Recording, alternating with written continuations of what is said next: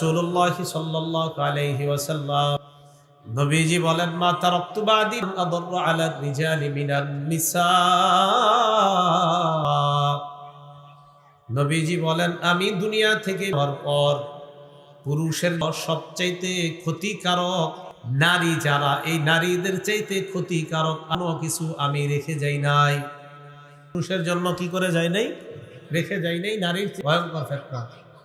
রাসূল সাল্লাল্লাহু আলাইহি সাল্লাম বলেন, ওয়াতাকসুরাল দান, ফিতনা বাড়বে। মুসলিম শরীফের বর্ণনা, তিরমিজিতে আসছে 2119 নম্বর হাদিস।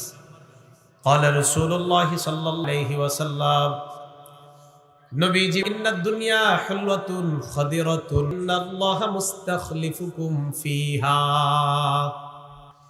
রাসূলুল্লাহ সাল্লাল্লাহু আলাইহি সাল্লাম বলেন, পৃথিবী হুলওয়াতুন খাদিরাতুন, মিষ্টি সুমধুর পৃথিবীটা। ওয়া ইন্নাল্লাহ মুস্তাখলিফুকুম ফিহা, এই পৃথিবীতে আল্লাহ তোমাদেরকে প্রতিনিধি বানিয়েছেন।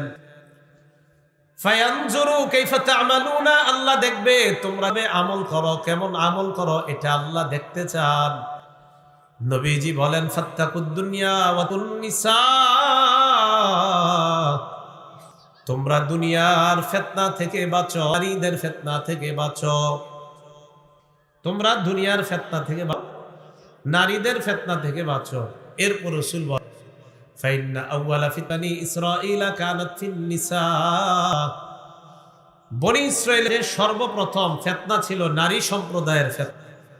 বনি ইসরাইলের মাঝে সর্বপ্রথম যে ফিতনাটা ছিল, এটা ছিল নারীদের ফিতনা। তো রাসূলুল্লাহ সাল্লাল্লাহু আলাইহি সাল্লাম বললেন, এই পৃথিবীটা মধুর, এই পৃথিবীটা সুমিষ্টি, আল্লাহ তোমাদেরকে প্রতিনিধি বানিয়েছেন। তোমরা দুনিয়ার ফিতনাকে ভয় করো, নারীদের ফিতনা ভয় করো। বনি ইসরাইলের সর্বপ্রথম যে ফিতনাটা হয়েছে, এটা হলো নারী ফিতনা। আল্লাহ আমাদেরকে এই অবস্থায় যে কোনো ধরনের ফিতনা থেকে আল্লাহ আমাদেরকে হেফাজত করে।